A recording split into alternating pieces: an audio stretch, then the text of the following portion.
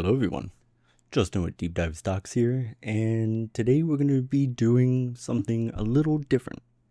Usually on this channel, I've just been talking about indicators and mostly deep dive stocks own indicators while trying to sprinkle in some educational content. And admittedly, even for me, it was a little dry trying to figure out how to make the market stuff entertaining, right? Like it can only get so entertaining when you're talking about options.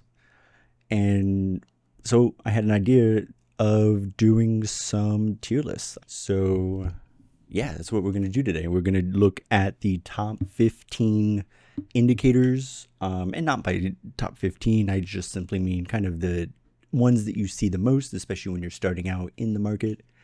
And we can rank them from, and so we're going to take the top 15 and then rank them, and at the end, see what we have.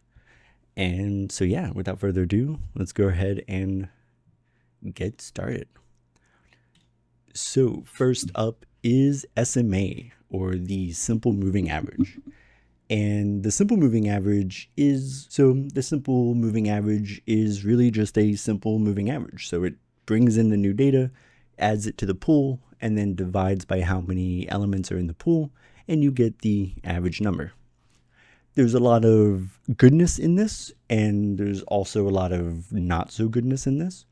One of the problems with the SMA is that it treats all data equal. So if you have any inadvertent noise or any co-founding activity going on and you're applying a simple moving average in hopes of being specific towards a particular stream of data, the more impurities you have in the data, the more difficult SMA is going to be able to really give you a adequate reflection of what's going on. And so I don't think it's too helpful on its own. I think that when included in indicators or included in decision-making algorithms, it typically for me is not present, or if it is, it's pretty buried deep so that I know that the data it's giving me the average of is just that data and not something else may be going on. And so I don't really think it is harmful. Oh yeah, we should go over the tier list. So we're going to say S is if I could only pick one indicator to trade on, so that means to like watch, observe, and then make decisions from that indicator, that's S tier. A tier is it's either close to that or simply needs some context in order to be a decision maker. B tier that's where you start getting like, okay, it's on the chart, it's telling me something, but I'm definitely not going to be making decisions off of this data. It might just help me paint the context in which I am finding the current XYZ market security. And then D tier is definitely going to be, if you like putting this on your chart actively removes value and information from your decision-making processes. And so S is if you could only pick one, what would it be? And then D tier is essentially if you have to use one of these D tier, I personally would just stop trading. So with that in mind, SMA is not you don't lose information at all, but it definitely needs, some other context. So we're going to go with C tier for SMA.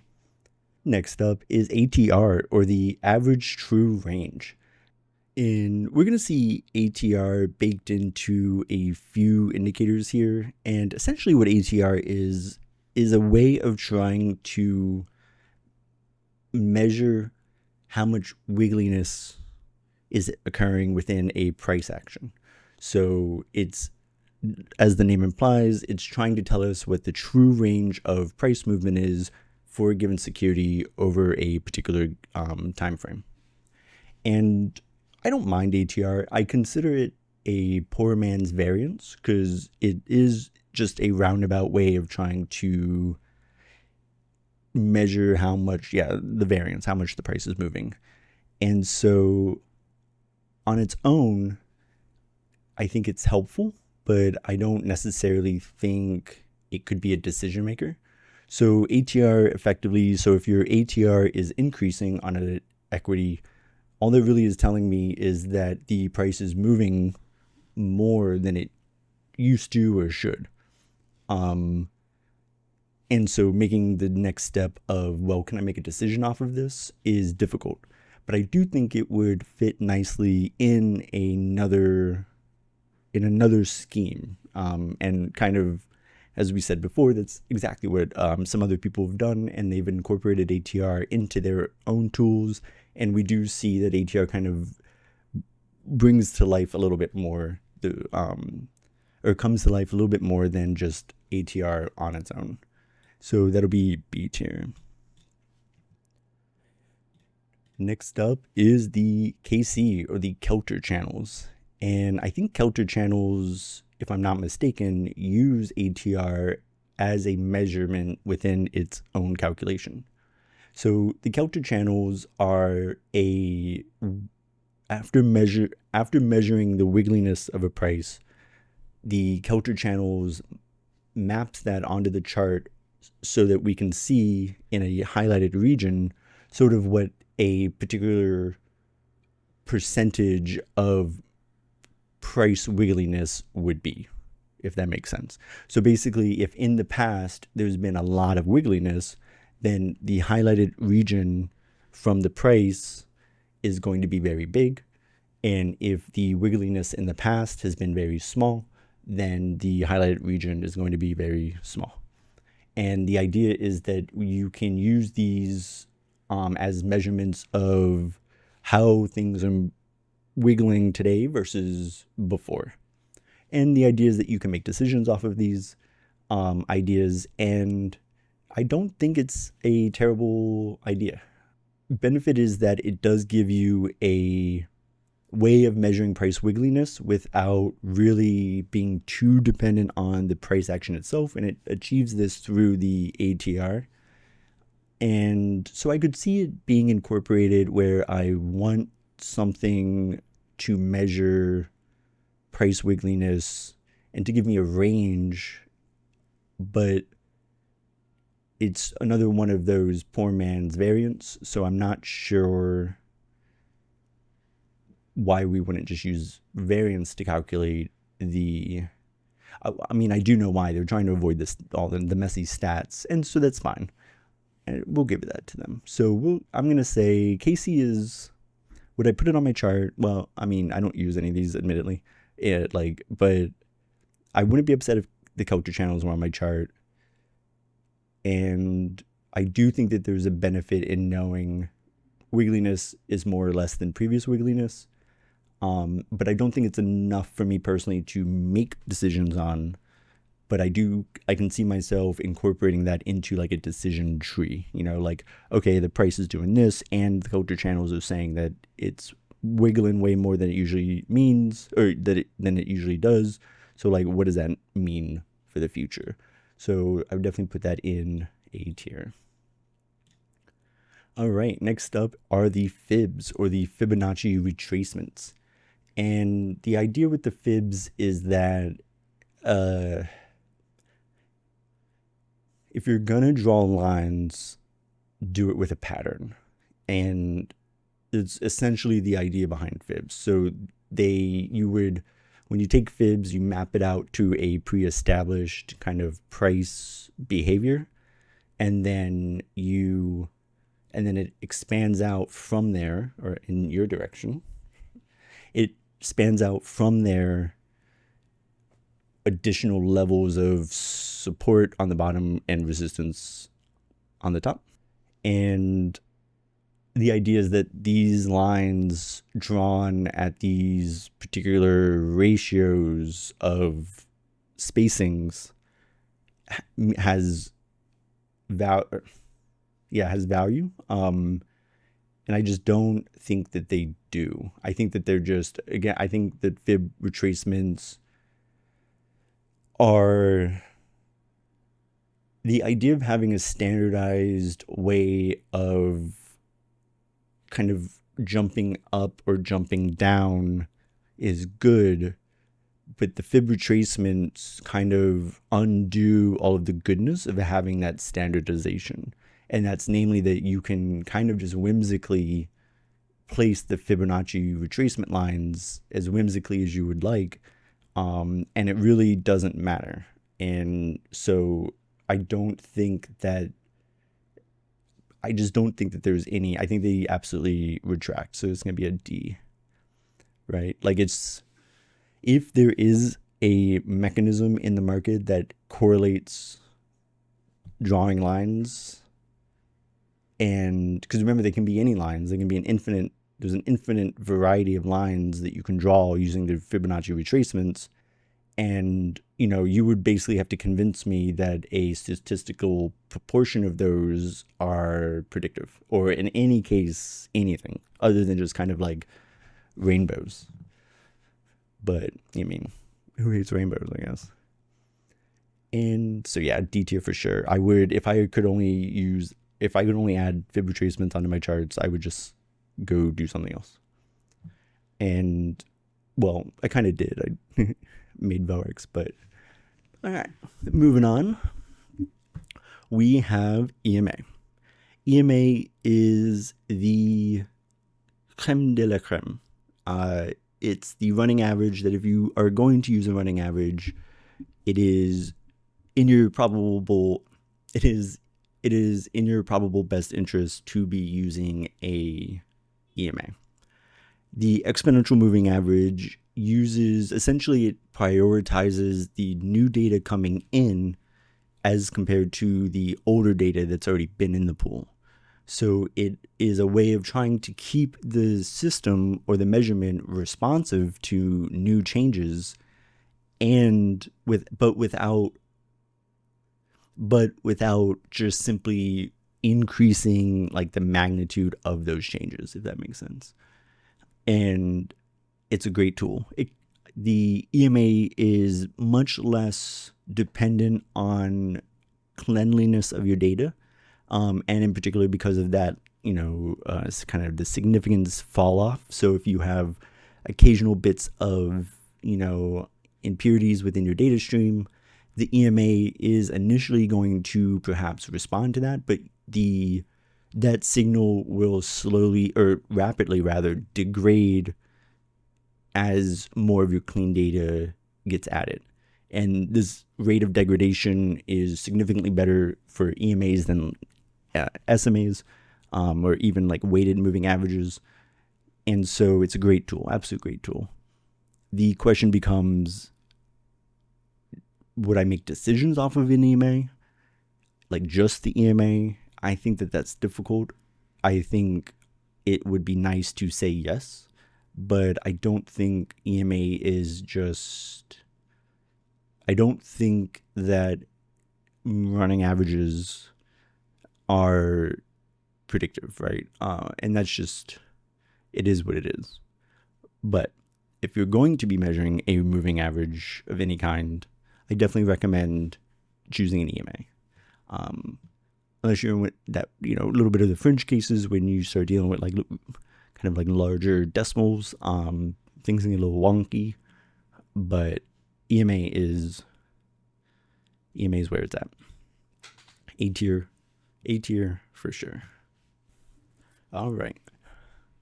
Next up, SAR, or the parabolic stop and reverse indicator. And SAR is pretty nifty.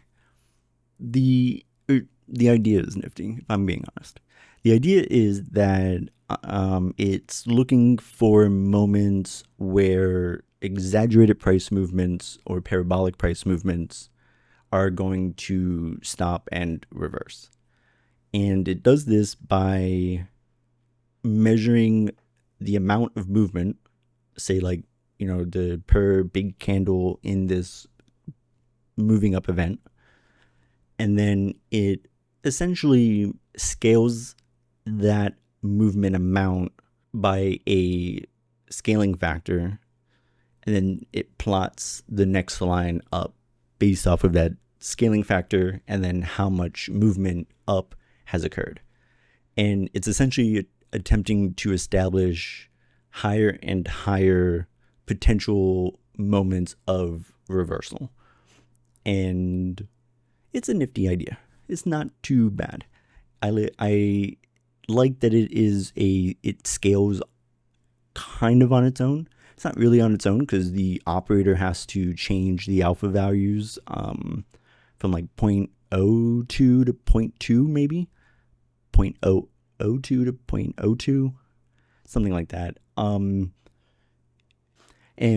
those numbers and the restrictions kind of baked into that scaling factor, although an interesting idea, but I think on the whole, in the grand scheme of things, it's kind of an arbitrary measurement. And so unfortunately, I think there is a lot better tools I think that you could put together to do what SARS does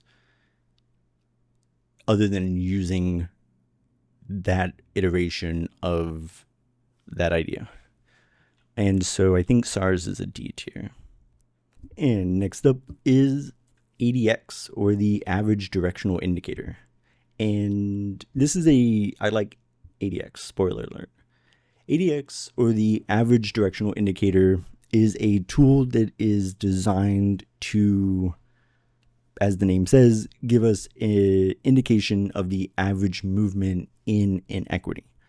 And the question then becomes, well, how do you characterize average movement? Is it just price? Is it, is it just the average price change?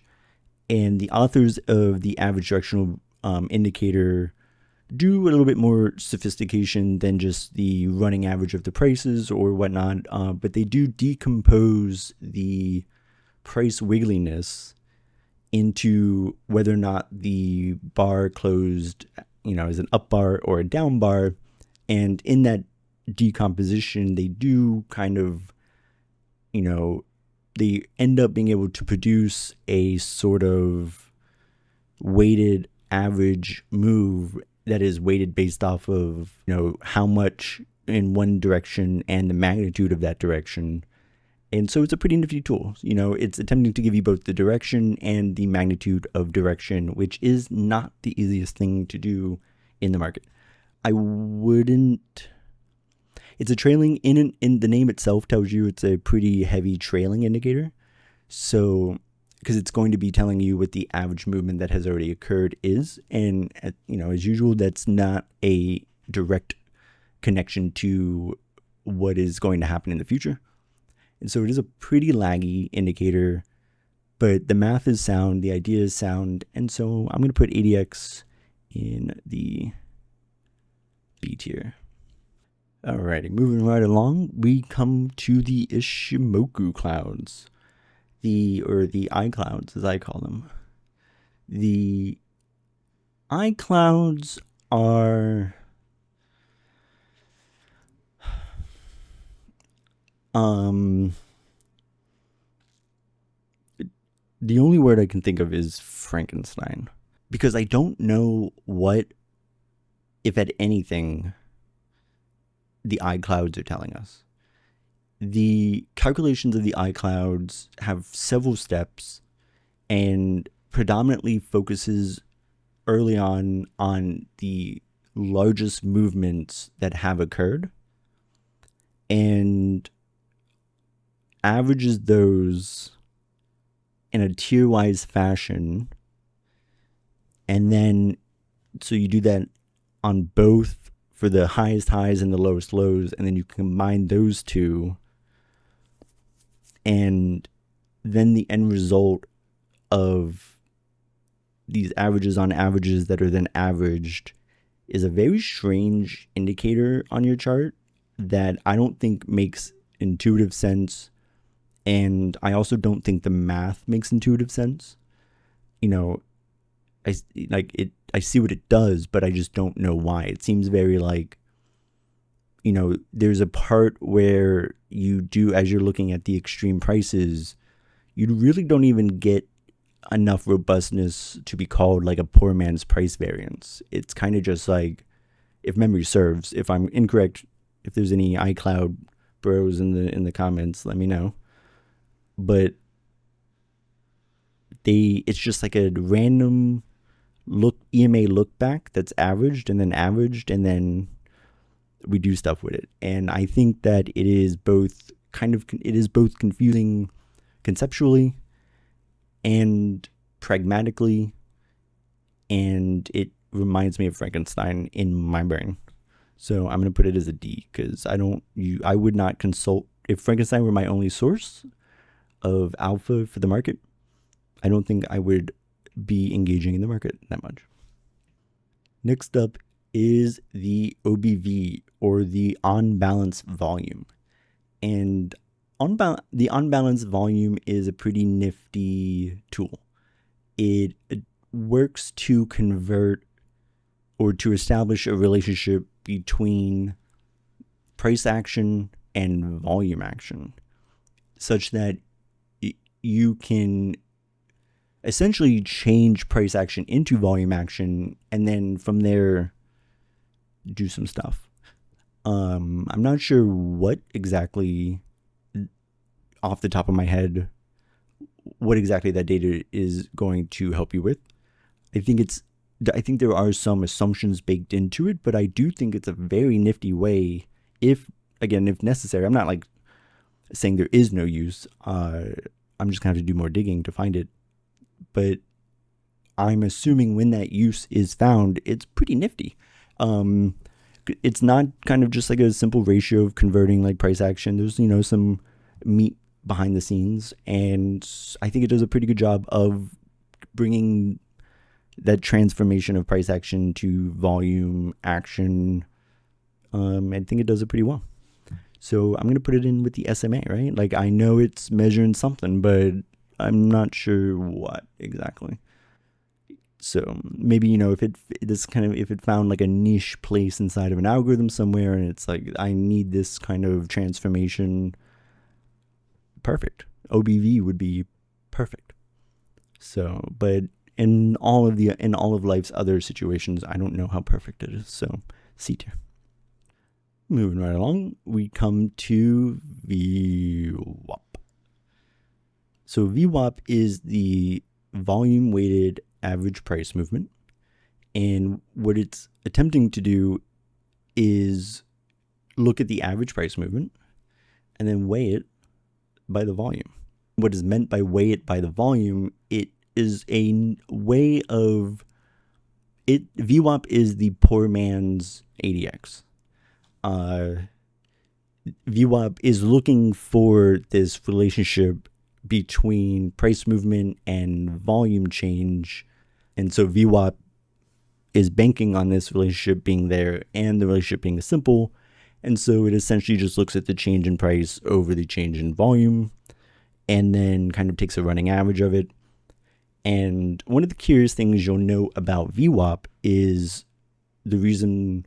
So VWAP exists, and it does a thing, but it doesn't do it that well. And so VWAP volume 2 comes out, and what VWAP or addition 2 comes out as anchored VWAP. And the idea is that when VWAP stops being VWAP, you can just re-anchor it, and then it becomes VWAP again. And what is meant by when VWAP stops becoming VWAP is the core issue with VWAP, namely that after a particular amount of time, it's not really, after a particular amount of calculations, VWAP essentially just becomes a running average of the price change. And so, as we've discussed before, the running averages of things are not typically the best tools to maybe make decisions from directly. However, that doesn't stop people from trying. And VWAP is both the product of those attempts and the progenitor of those attempts.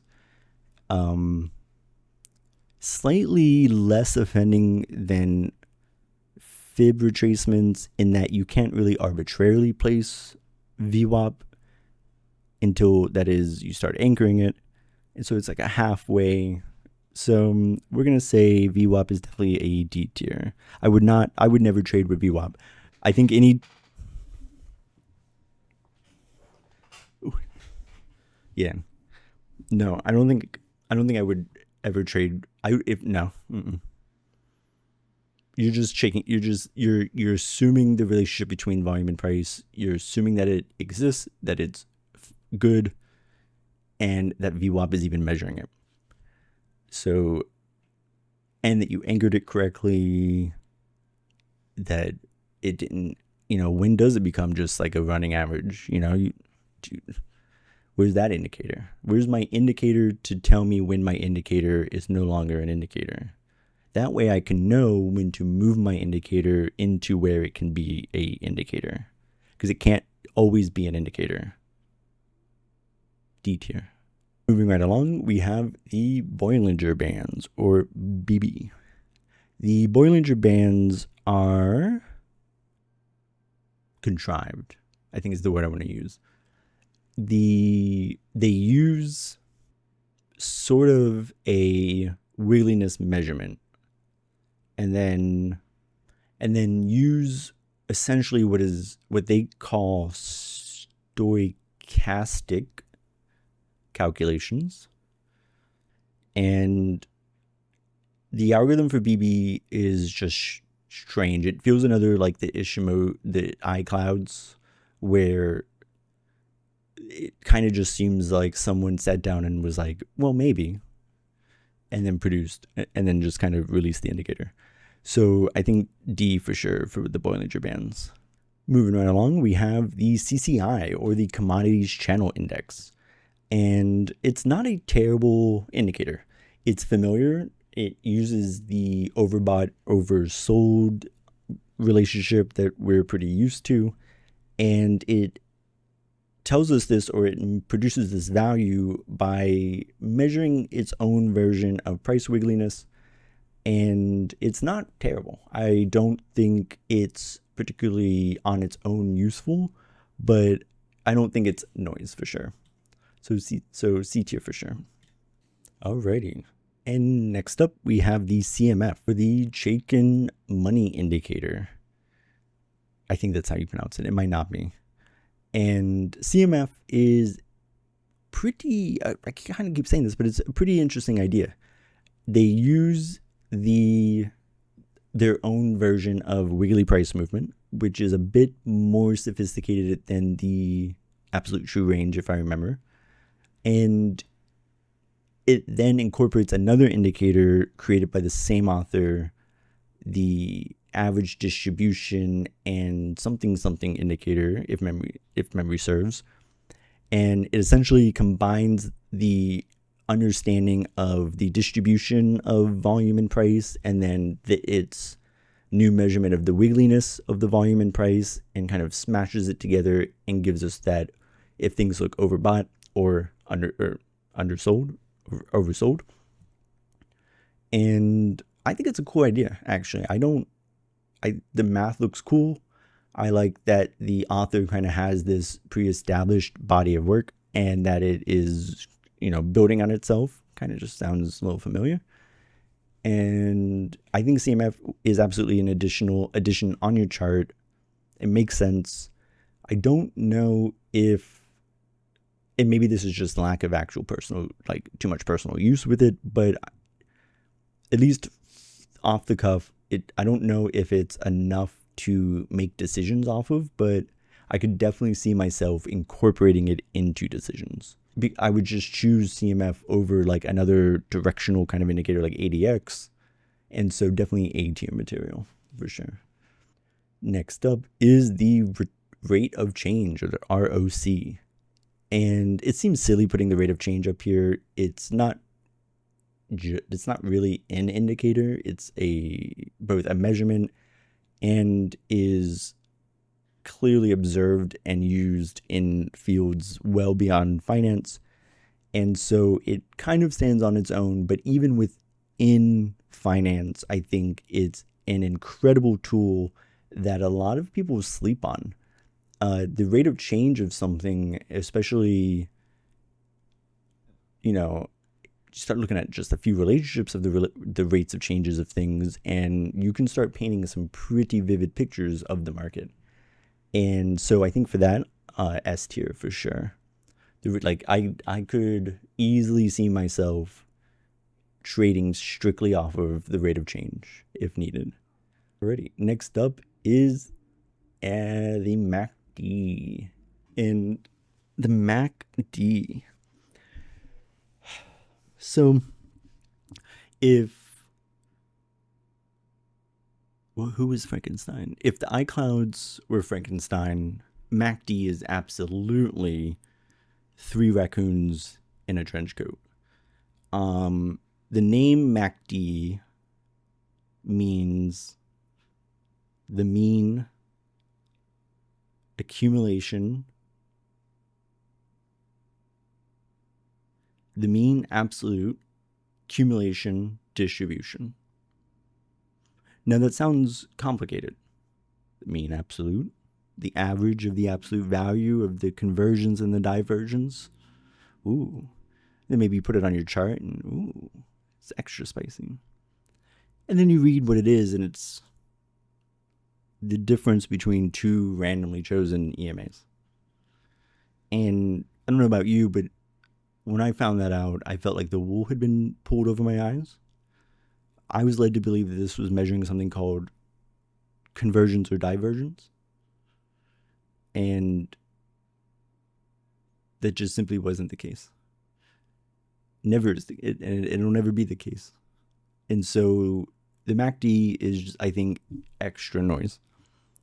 It's, if you want it, you could, I think you would get a far more use. You could put, for the price of one MACD, you could put two EMAs on your chart, the same EMAs that MACD is using, and then, leave pretend land where the differences between two arbitrarily chosen running averages means anything. And you would be able to visualize this relationship between those two EMAs and the price. So in exchange for MACD, you could get two A tier indicators. I mean, there's no reality I can imagine where I'm using MACD on a chart and I'm not kind of being ironic. Just put the two EMAs on, But next up, we have RSI, or the Relative Strength Index. And believe it or not, but I really like RSI. I think it does what it says it does, and it does it pretty good. So the Relative Strength Index attempts to tell us if things are, it's the quintessential overbought, oversold indicator. And it doesn't try to be too fancy with it. I'm pretty sure it's just a normalized running average of price wiggliness. And so it is measuring what it's telling us. Well, it's measuring something that exists. I think that it is a fair transformation into like the 0 to 100, and I think it becomes easy to interpret. And I don't think in that process, it really doesn't, you don't lose sight of what it is you're measuring, and is it truly is it measuring strength? Right. But if we accept this author's definition of strength, maybe. So yeah, so it's not a D tier. It's not an S tier. I don't know if I would include RSI in consideration. So it's not an A tier. And then is it a B tier, which is kind of somewhere, am I going to look at it occasionally to be like, I don't think so. So I think for that, I think it sits comfortably in the C tier. And so, yeah, there you have it. The official tier list for the top 15 common indicators found on charts.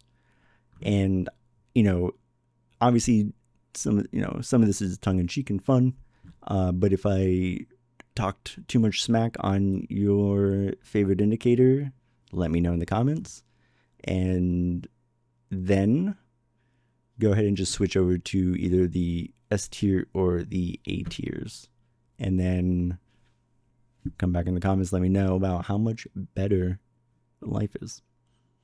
So, but all right, guys, also in the comments, if please, there's a lot of homework, but also in the comments, if you like this sort of thing, let me know. We can do more tiers, as in like more tier lists. So pop any ideas down that you would like to be ranked, and I'll do it.